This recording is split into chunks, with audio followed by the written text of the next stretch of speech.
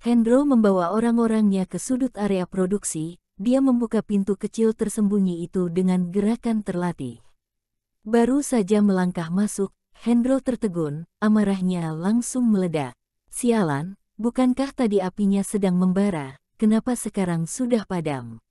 Di dalam gubuk yang tidak terurus ini kemungkinan masih ada sisa produksi obat-obatan terlarang. Tadinya dia berniat membakar semuanya menjadi abu untuk menghancurkan barang bukti. Dan sekarang apinya sudah padam. Tapi sisa produksi obat-obat terlarang tersebut masih ada. Kalau hal ini diketahui oleh Reka dan dijadikan barang bukti utama, bagaimana? Apa yang harus dilakukan? Sekarang mereka hanya bisa menggunakan alasan kalau keamanan pemadam apinya tidak lolos persyaratan, lalu sementara tutup perusahaan dan jangan biarkan Reka masuk. Hendro berdiri menghalangi pintu masuk sehingga orang-orang yang di belakang tidak bisa masuk ke dalam. Reka segera mendorong Hendro ke samping, minggir, biarkan Tuan Ludi masuk. Hendro hanya bisa terdiam, berani-beraninya mendorong diriku, dasar bocah sialan. Kouji berjalan masuk, dan melihat gubuk kecil yang masih berdiri, sekilas wajahnya terlihat tidak senang, lalu melotot galak ke arah Hendro. Hal kecil seperti ini saja tidak bisa dilakukan dengan baik, dasar tidak berguna. Hendro tahu kesalahannya, jadi dia hanya menundukkan kepala dan tidak berani bersuara. Kouji berusaha mengendalikan perasaannya, lalu berkata dengan marah, jelas-jelas di sini ada kebakaran tapi tidak ada satupun alat pemadam api yang tersedia. Inikah pencegahan kebakaran yang kalian kerjakan? Untung saja di dalam sini tidak ada orang, kalau tidak bukan hanya kerugian material semata, tapi juga bisa ada korban nyawa. Kalian terlalu menganggap remeh nyawa manusia, dan perbuatan ini bisa mengakibatkan bahaya besar yang tersembunyi di masyarakat, lantas kalian masih ingin meraih status 3 perusahaan teratas. Omong kosong. Kemari, segel perusahaan ini dan sementara ini pemerintah yang akan mengambil alih, kemudian menginspeksi secara menyeluruh semua aspek keamanan yang ada, lalu memberikan sebuah skema perbaikan. Setelah kalian menjalankan skema perbaikan tersebut dan lolos inspeksi pemerintah, barulah kalian bisa terus beroperasi. Katie dan yang lainnya merasa terpuruk. Sekretaris kota sudah mengumumkannya sendiri, dan perusahaan ini tidak punya cara perbaikan. Reka mengerutkan kening lalu menatap Katie dan berkata, Katie, kenapa aku tidak tahu kalau di sini masih ada sebuah gubuk kecil? Untuk apa ada gubuk kecil di sini? Katie menggeleng, aku juga tidak tahu. Kami baru saja mengambil alih perusahaan ini dan kami tidak ada serah terima dengan bos perusahaan yang dulu. Sepertinya Reka terpikirkan sesuatu, aku akan lihat-lihat ke dalam. Hendro pun panik, dia tidak boleh masuk, kalau sisa produksi obat-obatan terlarangnya ketahuan maka hal ini akan jadi masalah besar. Dia bergegas menghalangi Reka, berhenti, kamu tidak boleh masuk. Reka menjawab, atas dasar apa?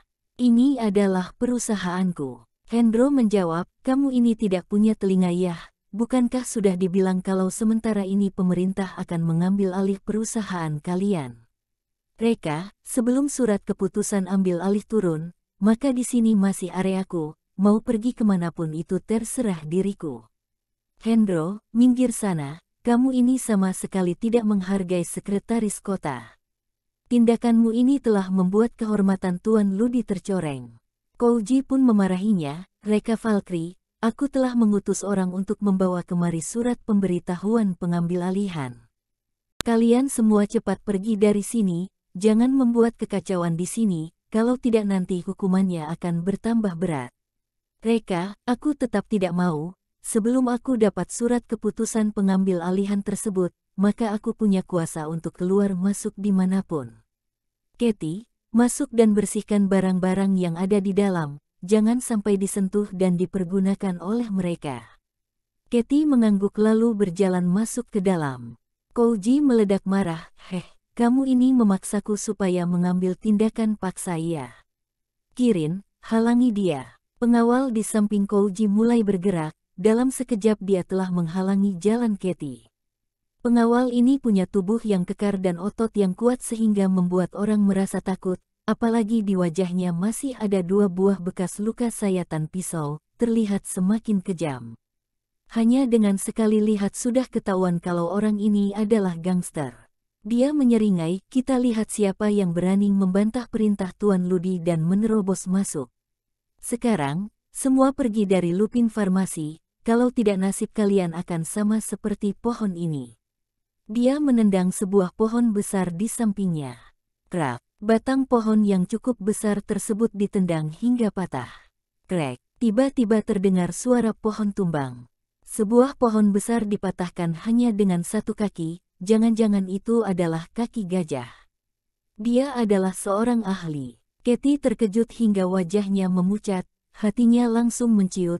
Dia berkata dengan suara kecil, "Tuan Valkyrie, sudahlah, lupakan saja.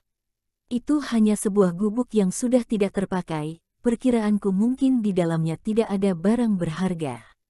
Dan juga, kita sudah membuat Hendro tersinggung. Kalau ditambah lagi dengan sekretaris Ludi, maka entah kapan perusahaan kita bisa mulai beroperasi lagi. Serta pengawal ini sangat hebat, kita tidak akan bisa mengalahkannya." Reka menepuk bahu sambil menenangkan dia. "Katie, sebisa mungkin ikuti saja perintahku. Ada aku di sini, tidak akan ada orang yang berani menyentuhmu." Kirin si pengawal itu menggerakkan kakinya. "Hehe, tidak ada orang yang bisa menyentuh dia. Kalian coba saja." Di bawah dorongan Reka, akhirnya Katie berjalan ke arah gubuk kecil itu dengan jantung berdebar-debar. "Minggir!" Si pengawal Kirin itu meraung marah. Sekali lagi dia mengangkat kaki kanannya tinggi-tinggi dan mengarahkan tendangan ke arah Katie. Gerakannya sangat cepat, orang-orang hanya melihat sekilas bayangan tendangannya saja, bahkan kakinya tidak terlihat.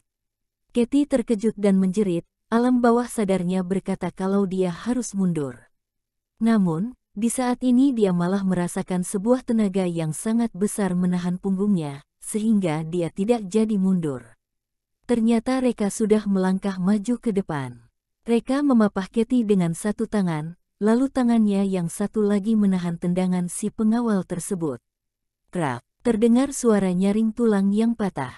Hendro, Kouji dan kawanannya merasa gembira. Kaki Reka pasti ditendang hingga tulangnya patah. Bocah ini benar-benar tidak tahu kekuatannya sendiri, pohon besar saja bisa ditendang sampai rubuh, sekeras apapun lengannya apa bisa menandingi pohon besar. Wajah Katie memucat, dia langsung mencengkeram lengan Reka. "Tuan Valkyrie, lengan Anda. Kenapa Anda begitu bodoh mau melindungiku?" Hu. Katie merasa panik dan hatinya sakit, jadi dia pun langsung menangis saat itu juga.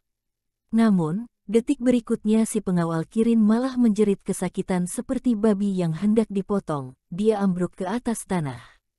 Dia juga baru menyadarinya. Tadinya dia tidak percaya kalau ada orang yang lengannya lebih kuat daripada kaki, hanya dengan menangis serangan seperti itu tulang pahanya patah. Padahal dia sudah melatih kakinya ini sejak dia masih berumur 3 tahun, hingga sekarang dia sudah berumur 30 tahunan, jadi dia menganggap kalau kekuatan kakinya tiada tandingan. Akan tetapi tidak disangka ada orang yang lengannya jauh lebih kuat daripada kakinya. Bocah ini bukan orang biasa. Hatinya diselimuti oleh rasa takut, rasanya seperti gelombang ombak yang bersiap menelan dirinya. Dia memegangi kakinya dengan kedua tangan, lalu meraung marah, "Sialan, kakiku patah, cepat panggil ambulans." Dia masih mengandalkan kaki ini untuk mencari makan, kalau kakinya patah maka kehidupannya akan hancur. "Gila, cepat beritahu aku, apakah mataku sudah rabun? Bagaimana mungkin lengan bocah ini bisa lebih keras dari batang pohon? Jangan-jangan lengannya terbuat dari tulang beton." Dalam sekejap suasana menjadi rusuh, orang-orang memandang Reka dengan tatapan terkejut sekaligus ketakutan. Mereka tidak bisa menahan diri dan mundur 1 langkah. Dia benar-benar bukan orang biasa. Gelombang rasa takut juga mulai muncul di dalam hati Kouji. Sebagai atasan Kirin, dia paling mengerti kekuatan Kirin dibanding orang lain. Kirin pernah bertarung dengan seorang hakim terkuat di Provinsi Heksi, dia berhasil mengalahkan hakim tersebut hanya dengan mengandalkan satu kakinya serta dia bisa menahan 5 serangan dari hakim tersebut. Akan tetapi sekarang ini jurus andalannya tersebut malah dikalahkan oleh Reka. Kalau begitu berarti kekuatan Reka masih lebih tinggi dibanding sang hakim. Sialan, kenapa hal ini tidak dilaporkan? Dia tersadar, lalu berteriak marah, Reka, kamu bahkan berani menyerang pejabat publik. Kejahatan ini tidak bisa dimaafkan. Panggil orang kemari, cepat tahan dia. Reka, lebih baik kamu tidak melawan. Kalau orang-orangku tidak bisa menahan dirimu, maka aku akan menyuruh polisi militer untuk menangkapmu. Polisi militer masih kurang, harusnya TNI yang turun. Meskipun kemampuan bela dirimu sangat hebat, tapi apakah kamu bisa menandingi kemampuan militer satu negara? Reka mencibir, Tuan Ludi, kamu ini namanya memfitnah orang dengan kejam.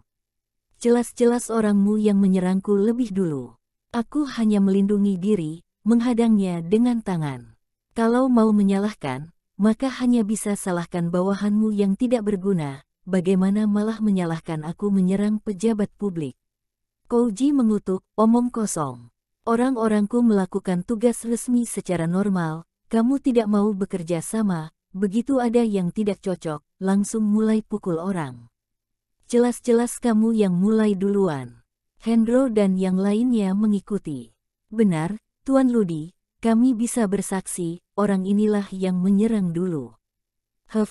Reka, aku sarankan kamu untuk tidak membuat perlawanan yang tidak masuk akal lagi. Di depan hukum, tidak peduli seberapa kuat kamu harus tunduk pada pengadilan. Cepat, borgol dia. Orang ini adalah orang yang berbahaya dan mungkin akan melukai kita. Reka menghela nafas, hei, ini benar-benar saling melindungi antar pejabat. Sekelompok orang kalian ini, apa hati nurani kalian tidak merasa sakit? Kalian sama sekali tidak pantas menjadi pejabat. Kouji mengutuk dengan marah, kamu berani menjebak kami, kejahatan bertambah. Hendro, segera hubungi polisi dan kirim pasukan polisi bersenjata untuk menekannya. Baik, baik. Hendro sangat gembira, dan dengan cepat mengeluarkan ponsel untuk memanggil polisi. Katie dan yang lainnya sangat putus asa. Kali ini benar-benar berakhir, pada saat yang sama menyinggung begitu banyak orang besar, meskipun mereka tidak bersalah, orang lain juga akan bilang mereka salah. Pada saat ini, pintu kecil bengkel tiba-tiba didorong terbuka, terdengar teriakan marah, apa yang terjadi di sini? Semua orang sibuk melihat ke arah suara. Itu wali kota Geven. Kenapa wali kota Ganjar ada di sini? Kouji dan yang lainnya memikirkannya sebentar, dan segera mengerti. Mungkin wali kota Ganjar melihat mobil mereka diparkir di depan farmasi Lupin, makanya masuk ke dalam untuk melihat situasinya. Kouji buru-buru menyapa, wali kota Ganjar, kenapa kamu kemari? Di sini ada orang yang sangat berbahaya, aku curiga pihak lawan adalah teroris. Kamu segera berhenti dan jangan masuk, jangan sampai kamu nanti terluka. Jangan khawatir, di sini serahkan saja padaku. Hendro dan yang lainnya mengikuti. Ya, wali kota Ganjar, kamu tidak boleh masuk, jangan sampai pihak lawan menyakitimu. Begitu pihak lawan tidak setuju, langsung melumpuhkan pengawal Tuan Ludi. Temperamennya sangat buruh, sangat berbahaya. Mungkin benar-benar bisa menyakitimu. Apalagi kekuatan pihak lawan sangat kuat dan mampu memusnahkan kita. Mendengar ini, Katie dan yang lainnya merasa kulit kepala mereka mati rasa. Kouji menjuluki Reka sebagai teroris. Teroris adalah kejahatan yang harus memenggal kepala. Dengan begitu banyak pejabat publik yang bersaksi, meskipun Reka tidak bersalah, juga akan menjadi bersalah. Reka dapat menaklukkan Tirta dan Hendro, tetapi bisakah dia menaklukkan wali kota Ganjar?